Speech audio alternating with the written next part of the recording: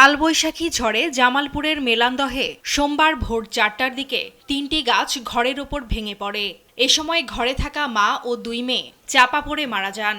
নিহতরা হলেন পূর্ব দাগী এলাকার আবুল গনির স্ত্রী খুকি বেগম, মেয়ে ফাতেমা আক্তার ও ফরিদ আক্তার।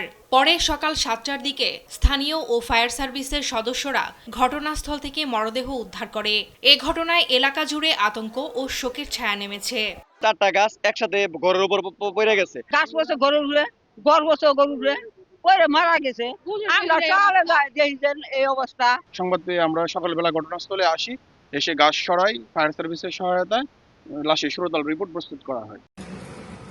সিরাজগঞ্জের উল্লাপাড়ায় কালবৈশাখী ঝড়ের তাণ্ডবে ঘরের ওপর গাছ ভেঙে পড়ে নাসিমা খাতুন নামে এক নারীর মৃত্যু হয়েছে। উপজেলার দুর্গানগর ইউনিয়নের বালসাবাড়ি পুকুরপাড় গ্রামে এ ঘটনা ঘটে।